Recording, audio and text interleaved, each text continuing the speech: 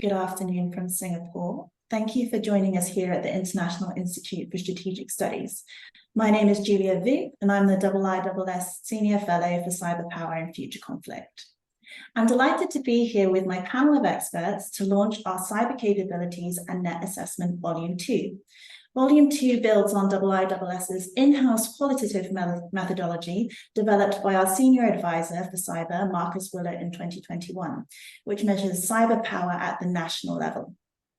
This body of work aims to understand the fundamentals of power in cyberspace and new power relationships. Our original dossier ranked 15 nations, including the US and China, into 3 tiers. And Volume 2 applies the same methodology to a further 10 countries, bringing the total net assessment to 25. We are grateful for the involvement of more than a dozen contributors and reviewers, some of whom are dialed in today, without whom this piece of work, which drew on numerous language sources, would not have been possible. Let me briefly introduce our 3 cyber experts. Firstly, we have Dr. Greg Austin, a consulting fellow at IISS, Dr. Saskia van Genugten, Director at Macroscope Strategies, based in Abu Dhabi, and Nigel Inkster, who is a Senior Advisor for Cybersecurity and China at IISS. And the way the session today will run is our panelists are going to draw out some of the key themes from Volume 2 and speak for 5 minutes each. We're then going to have a 20-minute discussion and wrap up with time for Q&A with the audience. And to ask questions, please could you use the Q&A function on Zoom, and I will have a look through and pick and ask the best questions. Please also leave your name and your institutional affiliation. The plan is to finish promptly at 4 p.m. in Singapore and 10 a.m. in the UK. So let me just stop there and hand over to Greg, who's going to start us off with a reflection on how the Russia-Ukraine conflict has impacted countries in the region and what we can see about their intentions to enhance their cyber capabilities. Thank you, Julia. Good morning, ladies and gentlemen. Good evening. So I'd really like to make a couple of broad comments. The first comment is that in the Ukraine war, the Russian war against Ukraine, cyber operations have been fundamentally important. The outcome of those operations have not necessarily played to Russia's intentions, but there's no doubt that Russia unleashed massive cyber operations against Ukraine. And there's equally no doubt that Ukraine, alongside its allies, was able to mount significant defenses against those attacks. So this volume highlights the reactions of countries of 4 countries around Europe, based on the proposition that they certainly believe the cyber operations in Ukraine have constituted a significant diplomatic and military turning point, a significant military and diplomatic turning point. So those people who thought that cyber operations would not be significant in modern war, I think really have to look afresh. And certainly the governments that we've looked at, and which I'll mention briefly in a minute, those governments are taking cyber operations in wartime much more seriously.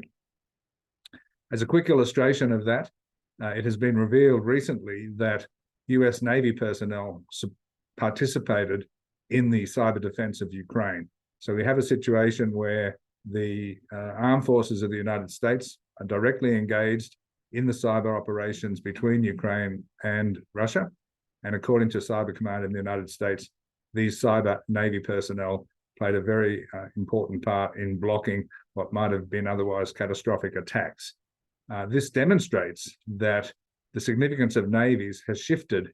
It not only includes ships and bombs, torpedoes and submarines, but it includes cyber operations that can be conducted on land a long way from the sea.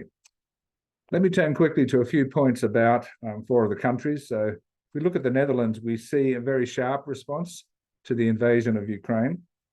The Netherlands government has moved actively, both in policy and in operations, to reflect a new level of concern about cyberspace and the urgency of war and the connection between the two. And I could commend you to the strategy section of the Dutch chapter, the chapter on the Netherlands, to look at the April 2023 national security strategy of the Netherlands, which sketches out that much more prominently. The Netherlands, as in the case of all of the countries around Europe, have given now much more attention to information operations, propaganda operations, and disinformation operations delivered through cyberspace.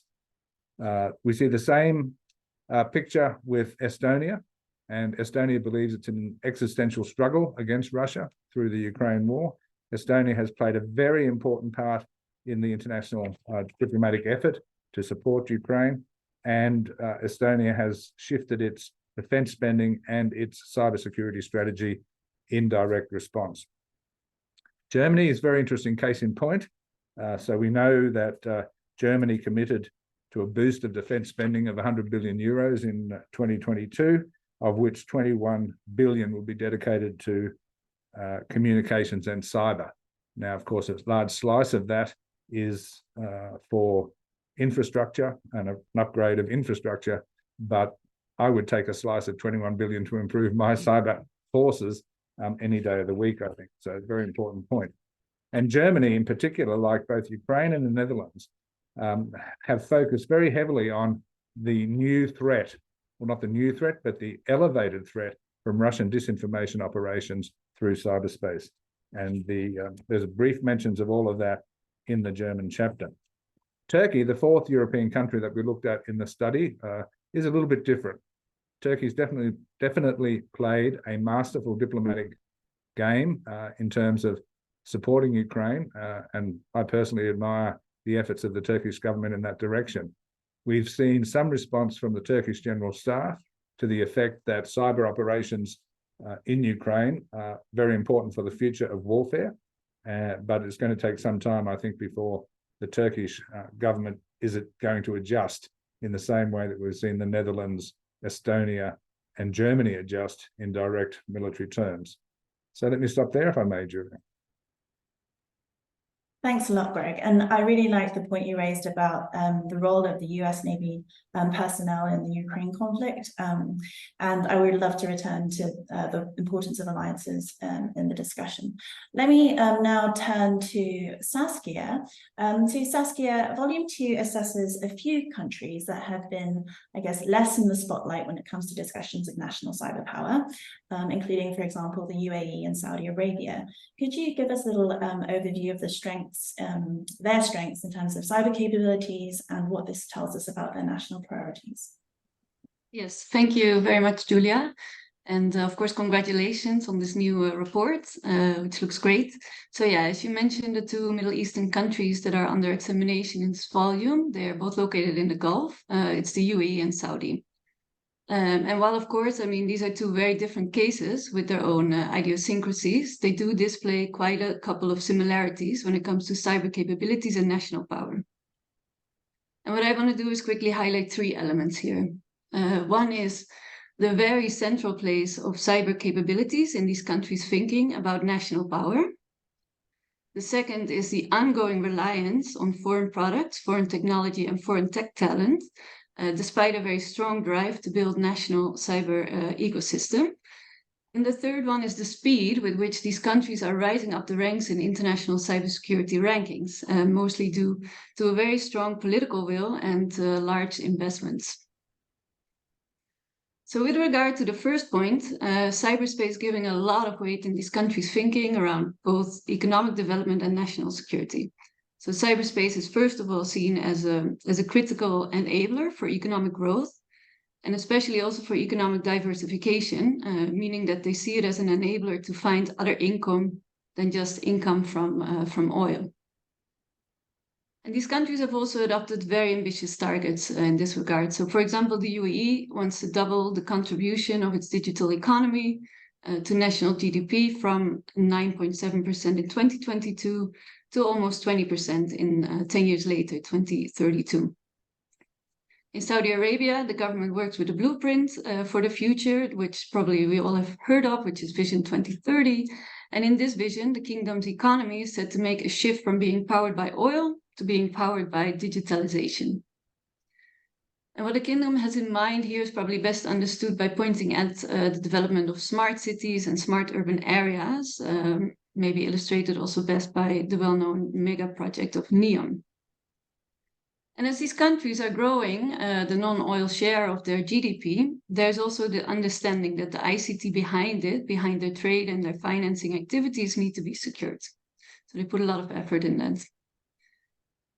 Cyberspace is also believed to be very foundational to national security in these countries. And here the thinking tends to be heavily influenced by regional dynamics and a long history of cyber insecurity, for example, vis-a-vis Iran. And that the cyberspace is closely tied to these national security considerations maybe can be best deducted from the way it's being governed. And I think here it's fair to say that both of the countries, they started off with significantly fragmented and overlapping elements of governance, of cyber-related issues. And what we have seen in the past couple of years is an accelerated centralization of cyber authority to the top, with national cybersecurity authorities directly reporting to the highest level. Second point that jumps out of the analysis and the report is the ongoing reliance and the dependency on foreign capabilities and expertise.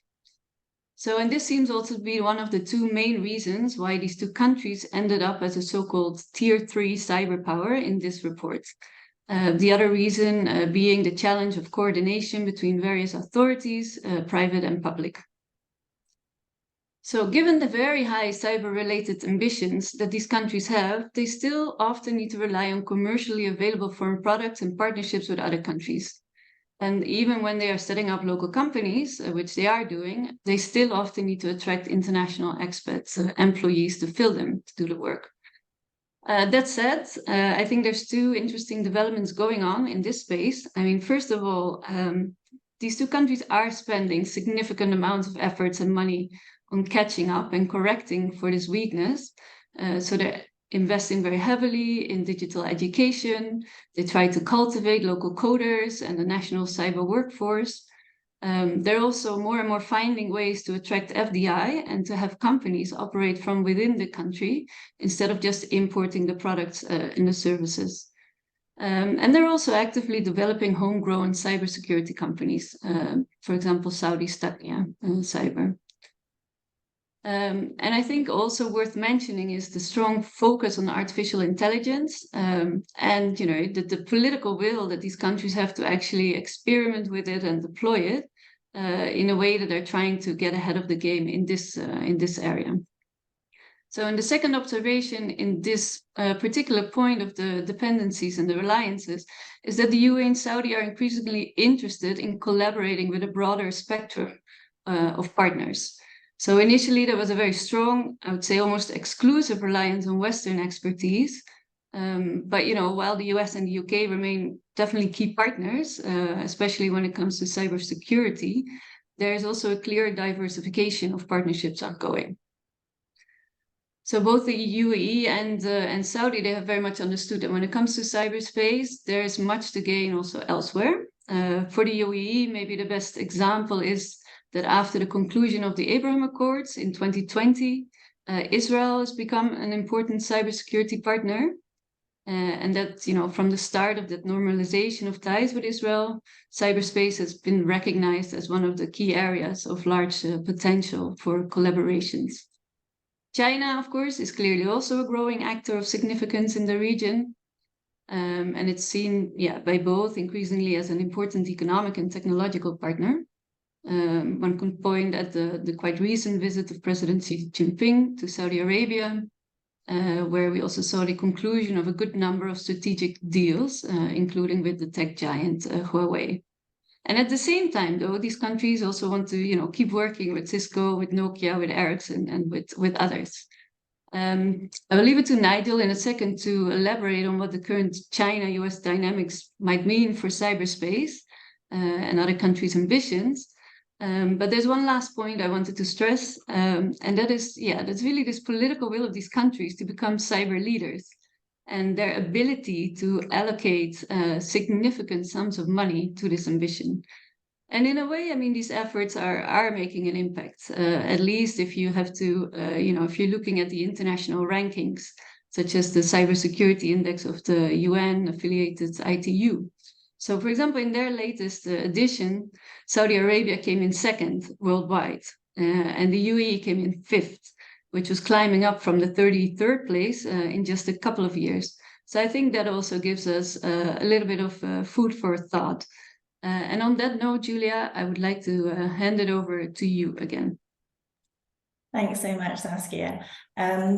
Yeah, I think that the rising up the ITU rankings is really interesting. I think I have some thoughts around the kind of self-reporting mechanism for the ITU, but I think it definitely shows how important it is to these countries. So thank you for highlighting that.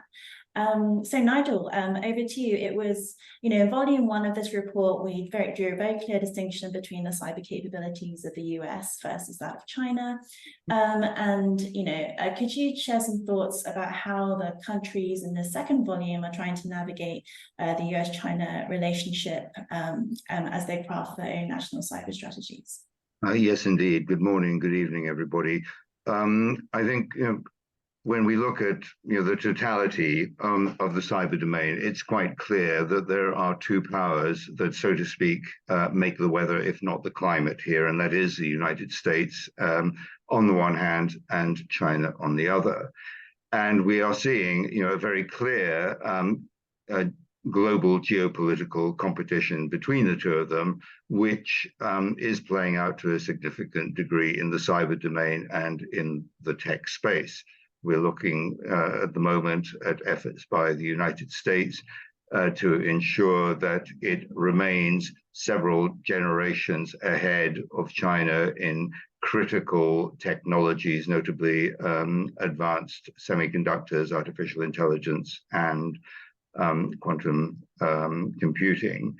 But we're also seeing a contest for influence taking place around the world, in which China itself has been very active through its Digital Belt and Road Initiative, engaging with a wide range of countries to provide technical services and, of course, everything that comes with that. We're also seeing in the global diplomatic domain a contest for, so to speak, control of the next generation of the internet, as China promotes its new IP concept, which would radically change the functionality of the technology layer of the internet from one in which random and unread packets are transmitted around the world in a very loose and federated arrangement, to one that is going to be very centrally directed and would enable those participating to examine packets before they were transmitted and decide whether they should. In other words, what we are talking about here is a contest between a top-down authoritarian version of the internet versus the current very loosely regulated arrangement that we have through TCP/IP. As of now, China is still pushing to promote its new concept. But if one looks at the countries that we are considering in the second volume, I would say that only 3 are likely to be adamantly opposed to China's vision of the future. One more possibly might come into that camp. But every other country listed here, I would regard as either ambivalent or actually inclined to support the Chinese vision of the future. So how does this all play out? Well, the short answer is we don't know. But at worst, it could lead to a global bifurcation in which some countries, align themselves with China's technological vision of the future, and others with the United States. Quite what that means, very, very difficult to ascertain at the moment. But the one thing we can say with confidence is that it will not enhance connectivity and is likely, in many cases, to impose significant additional costs in relation to what we already have. So this is something for the future. Obviously, it's not something that immediately impacts, but it is clearly going to condition the way in which we assess the capabilities and cyber power of these states within the coming years. Thanks so much, Nigel. Yeah, and thanks. I think there are some points there that I definitely want to pick up. But first, I'd just like to encourage the audience to start submitting their questions to the Q&A for the session towards the end. So actually, Nigel, can I just ask a follow-up question? Would you mind talking a little bit more about the kind of 3 countries specifically in this polymer Yeah. and kind of, and the ones that are ambivalent? Well, I mean, I think that the countries that are most likely to be resistant to Chinese ideas are those that are Western liberal democracies. So Estonia, the Netherlands, and Germany. And I know that I mean, the Netherlands in particular, has been very, very active in international cyber diplomacy. Estonia similarly. Singapore, I think, is a more interesting case because, to be blunt, it is avowedly more authoritarian than most Western liberal democracies would consider themselves to be. The other countries, well, I think in some cases it's quite clear that these regimes are relatively authoritarian. In other cases, I'm looking particularly at countries like Brazil, Nigeria, South Africa, the imperatives of development are such that for them, the primary imperative now is to actually get as far ahead as they can in terms of digitalization by whatever means. And if the Chinese approach appears to offer advantages in that direction, then I think it's likely to prove attractive. Absolutely. And that kind of makes me think, a lot of countries are prioritizing digitalization, but as kind of Saskia mentioned earlier, a couple of these countries in the Middle East have significant dependencies from the either commercial side or manpower from countries in the West. Would you be able to elaborate on that more and kind of what does this mean in the future, or what could this mean? Yeah, of course. I mean, I think, look, as I said before, I mean, these countries are they are really trying to correct these weaknesses by setting up, education with digitalization, increasing cyber awareness, putting a lot of rules and regulations in place. But in the end, I mean, the UAE, because it's a small place, and Saudi, because it's also still lacking kind of, its own indigenous workforce when it comes to cyber, they are still relying on Western and increasingly other products and services. So, for example, if the Saudis set up a big academy training local cyber talents, then they would still do that in collaboration with, say, IBM or other big Western or other companies. And I think what we see now is kind of, that this, what I also said, like this diversification of the reliance and the dependency is, in a way, from the perspective of these countries, they just want to get the best from both worlds. They see kind of, where do I get the advantage that I want to get?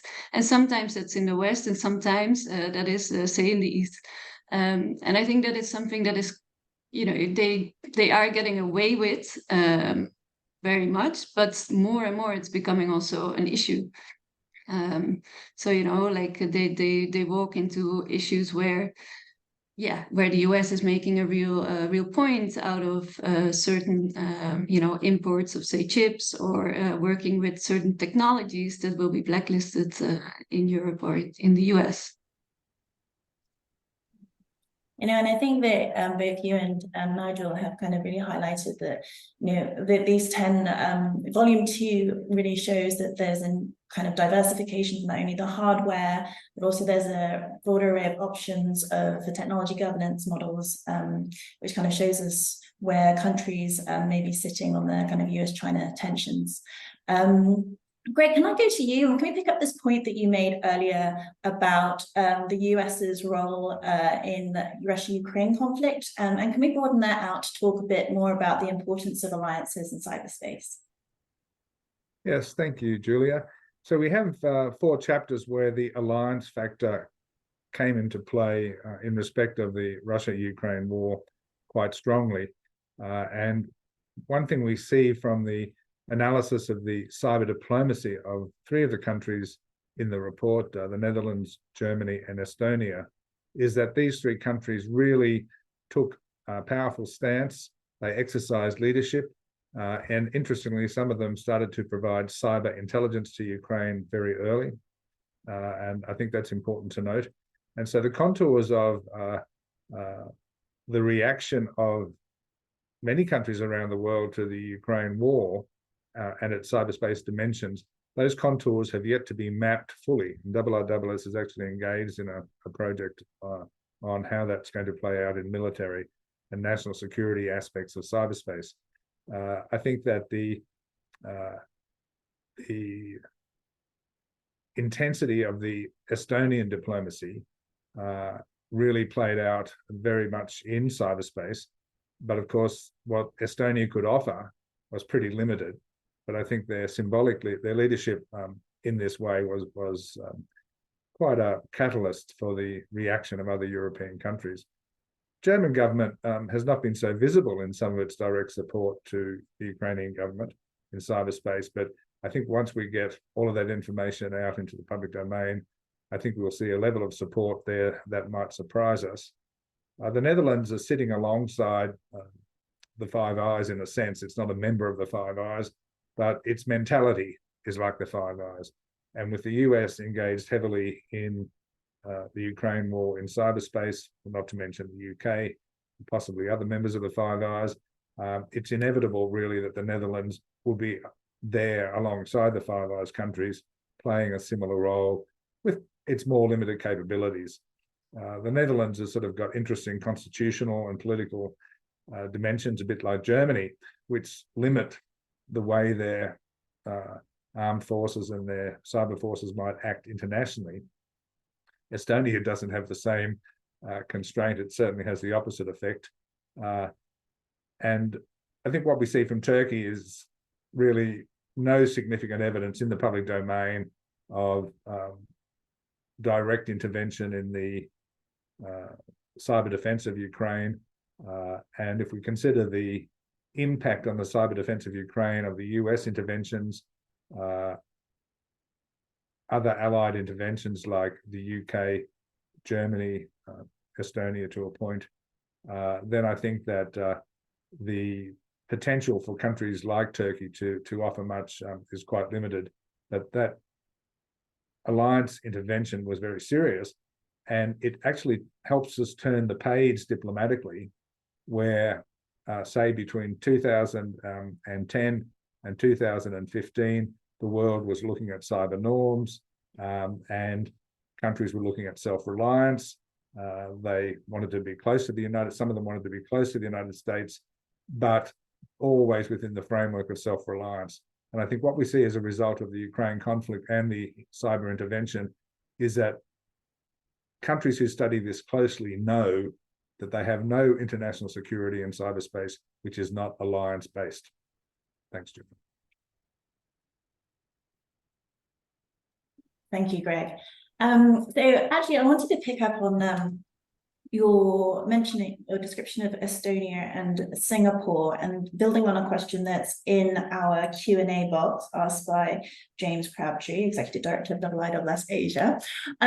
So could you just as you're the one who's most familiar with the methodology, could you tell us a little bit about the difference between countries that have been placed in tier 3 and tier 2? Because, you know, in volume 1, Holland and Israel are in tier 2, but Estonia and Singapore, tier 3, they're kind of similar. They're small, high income, high tech. But they are in different tiers. So could you just give us a little bit of an explanation as to what is the difference between these countries? Yeah, thanks, Julia. Well, first, perhaps a very quick note on the tiering. So we have 3 tiers of cyber power. Tier 1 is for countries which are world leading or have world leading capability in the 7 categories that we analyze: strategy, doctrine, command and control, core cyber intelligence capabilities, cyber empowerment, cybersecurity and resilience, global diplomacy, and offensive cyber capability. And it's quite clear that, and so that's tier 1. Tier 2 are countries which have global or world-leading strengths in 3 or more categories, but perhaps with a subtle emphasis on the need for core intelligence, cyber intelligence capabilities. And tier 3 is for countries which might have potential in any of those areas, but don't quite make the world-leading position in at least 3 of them. And it's quite interesting to compare the diplomatic and policy intent of a country like Singapore and Estonia, or Singapore and the Netherlands, and they look very similar. They're all world leaders in the global diplomacy of cyberspace, and so you sort of get close to them, Singapore and Estonia being world leaders in 3 categories, you know, depending on the sort of judgments you might make about each one, but there is fundamentally, at the end of the day, I think, a consideration that core cyber intelligence capabilities are pretty important to being a cyber power.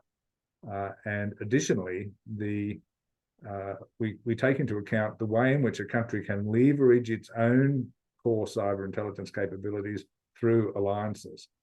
And when you look at why we put Netherlands in tier 2, it's because, like Israel and like Australia, they're able to leverage their own core cyber intelligence capabilities and work with major cyber powers to participate in globally based alliance efforts.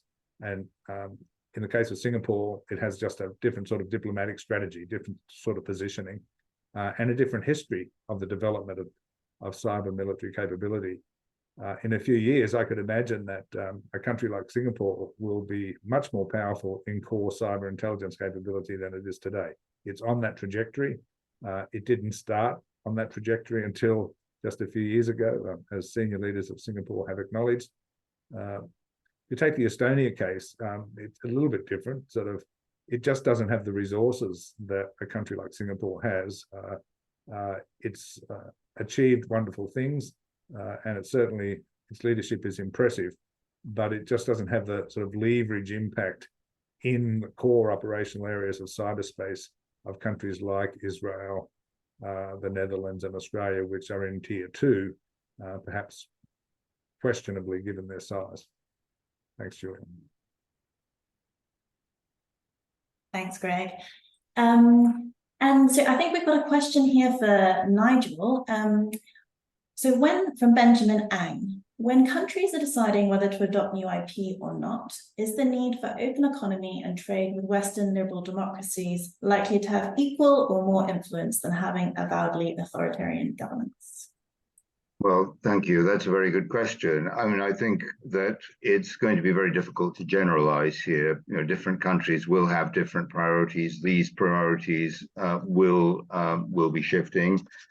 Much will depend on how Western liberal democracies' economies are seen to be performing, and what their likely trajectory is if it ever comes to the point that this kind of binary decision may need to be made. And I don't think we may actually get to that point. It is a possibility. You know, another possibility is that countries that have adequate resources will simply decide that they'll run both options simultaneously, albeit, you know, with the imposition of significant additional costs, as I mentioned. So it will be a factor, it will be an important factor, but to what extent it becomes the deciding factor is going to be very much conditioned by the individual preoccupations of the states that are faced with the decision. Thanks. Sorry, Greg, did you want to say something? I'm sorry, I was just looking for a link. Okay, no worries. Saskia, we got a question on whether or not AI can fill the talent gap in Saudi Arabia. Would you like to clear that? Yeah, sure. I mean, I guess it's a, it's a $1 million question in a way. Because, and I think that's also one of the issues here, that we're like, this whole cyber capabilities, it's a fast moving target. And so, for example, what you do see in the UAE and Saudi is massive investments when it comes to AI. The UAE has set up a whole university, the Mohammed bin Zayed University of AI, to try and train and kind of, get ahead of these with these technologies. So in a way, they do see it as being able, or a way of trying to be able to leapfrog their current situation, and sort of definitely enhance the cyber power that they have from their own resources. I mean, they have limited human resources, but obviously they have, quite unlimited financial resources to put to this issue. So I think yes, there is a possibility. Obviously, it all depends on sort of how these investments turn out, and what they exactly invest in. Thanks, Saskia. So Greg, earlier you were talking about the differences in tier 2 and tier 3, and it seemed as though there is like a sort of hierarchy in cyber capabilities. And I'd just like to tie that into Natalia's question, who's a cyber analyst here at IISS. She points out that the methodology strongly focuses on offensive cyber capabilities as an integral measure of the cyber maturity of the nation state. In an age of de-risking and decoupling and the urgent need for diversification of supply chains, is it worth reevaluating these metrics, and particularly given the increasing importance of non-traditional security concerns, asymmetric threats, and non-state actors? Thank you, Natalia. Well, the methodology didn't really favor one element over another. It certainly didn't favor offensive cyber capability over others directly. But as I did suggest in my commentary on, where countries like Singapore and Estonia sit, as tier 3 countries, that question of core cyber intelligence capabilities, which is a separate element of the 7 elements that we look at, alongside offensive cyber capability, I think have to be instrumental elements of a claim to cyber power. And it's a bit of a fine judgment about how we relate the different categories of cyber power that we looked at to each other. And as one of a person who commented on volume 1 observed, that even though that we've got this nice qualitative methodology, that at the end of the day, the reader still can't quite see the detail of the judgment that's being made. What are the connections between the 7 elements, the 7 categories of cyber power? And while that particular person had praise for the methodology, and I think it's a very strong methodology, that perhaps is one area that we might look at in the future. We should always examine methodologies. One interesting element of the analysis of the offensive cyber power of countries is that for most countries in volume 2, we couldn't get many answers.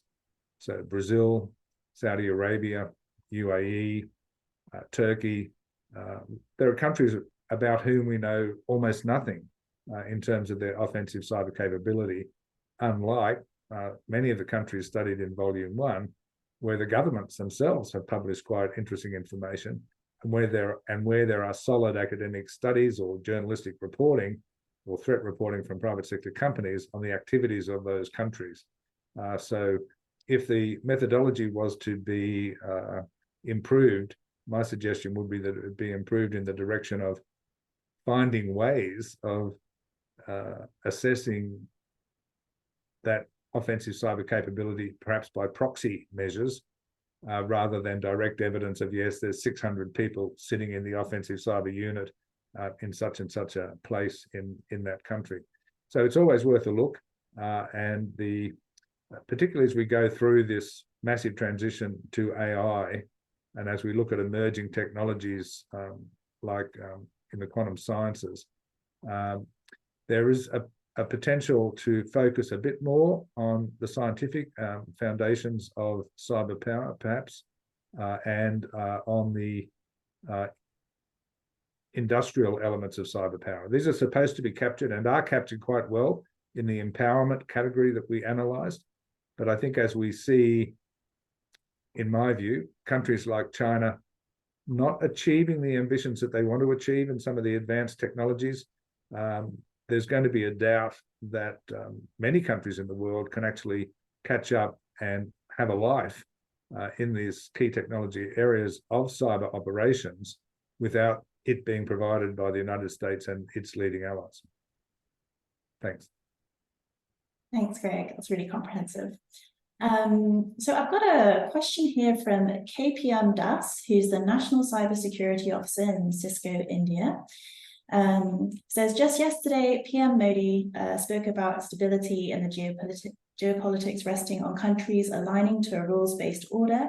Given the lack of maturity in international cyber laws, consensus and frameworks, what do you see looking into the future of increasing cyber attacks and conflicts? And anyone who would like to take that question is welcome. Can I take a shot at this, because I have been tangentially involved in some of these areas, including through the Global Commission on the Stability of Cyberspace, which I was on which I was a commissioner. So yeah, I mean, at the moment, it seems to me that there is little sign of meaningful progress in international diplomatic activities designed to develop agreed rules of the road here. It's we saw the UN GGE group of governmental experts process has worked through and has really come to an end. We've now got another arrangement, the Open Working Group.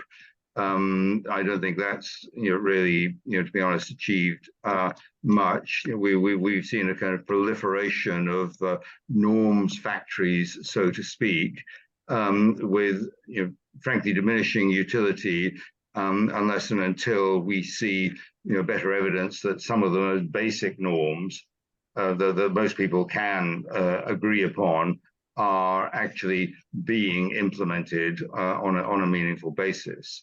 So at the moment, I don't see personally that there is great cause for optimism, particularly in circumstances where, as we're seeing now, great powers or powers that think they're great powers believe that increasingly that they should be able to operate unconstrained by customary international law. So this is, I think, is going to be very difficult. It's likely that, so to speak, facts on the ground are probably going to have more impact on how this process develops than what happens in committee rooms around the world.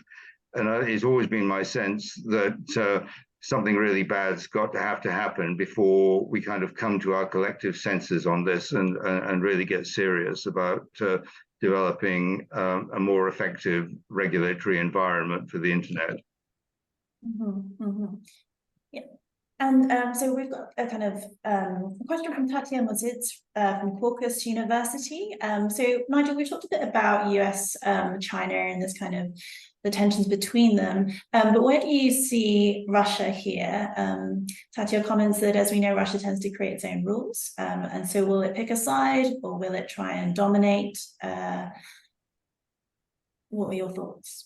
Well, Russia is a very interesting case. If we look back, if we look back to the Soviet Union, the Soviet education system was very strong on mathematics and foundational sciences, and that tradition has carried on into the Russian Federation.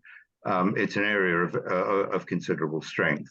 But what the Soviet Union was never able to do, for ideological reasons as much as anything, was to commercialize the expertise that existed, and they never came close to catching up with the United States in computerization.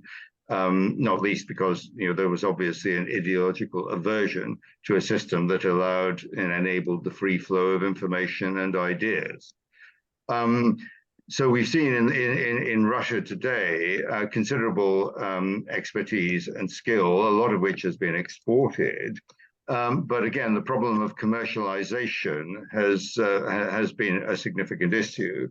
Nobody else in the world is going to buy a Russian operating system or anything else. They have strengths in areas like cybersecurity. But these are very much focused on national security capabilities and are not available for export. Growing dependence, I think, on Chinese technology, which is a function of their growing dependence on China in a lot of other areas, to the point where I think we can safely say that in this partnership, because it's avowedly not an alliance, Russia has become the junior partner, though China is smart enough not to rub Russia's nose in this reality. Russia is an interesting case and something of an outlier. And of course, Russia has been very active from the outset in areas of international cyber diplomacy, seeking to promote, so to speak, an authoritarian vision of the internet, the code of conduct that they have been promoting for many years. And I think that they would find themselves naturally aligned with the concept of new IP if that concept does ever gather real momentum. Yeah. Thanks, Nigel. Saskia, I'd love to bring you into this question that we have from Fitriani, who is a Southeast Asia visiting fellow on our Young Leaders program. Her question concerns the ITU Cybersecurity Index, I think. So if developing countries with limited resources would like to improve their position on the Cyber Power Index, I think she's referring to ours, what strength should they focus on to have most impact? Look, I think especially with the ITU index that we mentioned, but also with many of the other indexes, in the end they go by a set of indicators. So I think it starts looking at the indicators and see where you can make a difference if your objective is to just rise in the rankings. So for example, with the ITU one, there's different categories. Some of them you can, even with limited resources, you can work on. So these include the legal environment, the organizational environment, the cooperative environment. Those, I think every country with the political will to do so could kind of create that framework, and in that sense, get up the ranks. More difficult, of course, is perhaps the parts when it comes to more the implementation or the technical capabilities, as well as the capability development, because that's where investments are needed, and where if you have deeper pockets, it will help you. Everyone loves to try and game the index. So Nigel, I think this is a question for you from Stephanie de Ridder, who is from the Netherlands Embassy in Singapore. Could you please elaborate on the impact, if any, of Chinese investments through the digital Silk Road on cyber power of developing countries, for example, in South Africa or Nigeria? Well, yes. I think the one thing that China has done rather more effectively than Western liberal democracies have been able to do is actually deliver the hardware, the wherewithal to enable countries to get started through core backbone networks, increasingly now laying down fiber optic cables and just general infrastructure. And of course, it's relatively easy for a centrally controlled state like China to tell its technology champions to go to country X and build a core backbone network. The United States, the UK, we simply can't do that. These have to, in these countries, these things are decided by commercial considerations of cost benefit. So China has a significant advantage here, and of course, with the hardware comes the software and also the doctrinal concepts that underpin that. And then this is an area where I think China has been relatively successful in promoting these capabilities. In essence, when you get a Chinese network, you also get all the access to all the surveillance and oversight capabilities that China has developed to very high levels. And of course, these are inherently attractive to states that rightly or wrongly perceive themselves to be politically fragile. So in that respect, I think China is proving has done quite a lot, but I don't think we should exaggerate the impact of that. I think we're doing work at IISS. We have done work and are doing more work on the digital Silk Road, and I think we've just published a fairly detailed, fact-based and analytical look at what has been happening. And it's certainly not the case that through these activities, China has, so to speak, taken over in the countries where they have developed these projects. It also needs to be borne in mind that not all these projects have come out quite as planned. So it is an issue. It is something that needs to be taken serious account of. But read the production that we have recently put out, and I think that will provide a very a better assessment of where things stand than I can in a couple of minutes here. Thanks, Nigel. It's a good plug for our other research. So we're coming close to the end of the session now. I just want to, I wonder if, Greg, you could answer this question from Simon Moffat, who is the founder and analyst at CyberHut UK. He says that Tier 2 and Tier countries invest and develop cyber specifically offensive capabilities. Will we see Tier 1 powers develop more defensive positions with respect to cyber counter controls and resilience? Is defensive power becoming more of a strategic power? Well, it's a great question, Simon. Thank you. I think defensive power, the Ukraine war, I think demonstrates that defensive cyber power is fundamental to national security in an environment where you're facing a highly capable cyber country. So before the Ukraine war, Russia was the most aggressive, most irresponsible actor in cyberspace, and Ukraine had been, in a sense, the most significant victim of those operations. And Ukraine undertook significant hardening of its cyber defenses under its own power, so to speak, under its own steam over several years, but working closely with international corporations and some governments.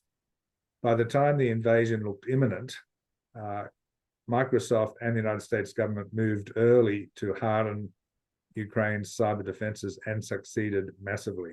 And so I think that there's going to be a new set of conversations about the balance between offense and defense in cyberspace. And it's going to be based less on the theory, which we've seen a lot of, about how the offense or the defense has the advantage, and more on studying the detail of what went down in and around the Ukraine war. And most importantly, as the cases of Germany and the Netherlands and Estonia show, Russia has shifted its emphasis in cyber operations during the war from direct attacks on Ukrainian systems, which it doesn't seem to have, where it doesn't seem to have achieved what it wanted, to much more political propaganda, disinformation strategies in Western countries, trying to undermine their contribution to the Ukraine war effort. So I think defense is definitely going to look, the debate about defense is going to look very different. The United States is the only tier one country in our methodology, and we studied all of the other countries who might come close, and none of them made tier one. And if you look at what the United States has done in cyber defense in the last several years, you could only be impressed. The UK is doing the same, and the hardening of cyber defense looks impressive. Governments like the UK in particular have claimed particular advances in their hardened cyber defense. So it's a really good question. I think it's going to be a fun area to be researching in the years ahead. Thank you, Julia. Absolutely, Greg. And I think that the team here at IISS has done like a huge amount to contribute to the global debate on cyber power and what it means at the national level. I think since this publication in 2021, the debate globally has really moved on, and that's due in large part to the work that you have done.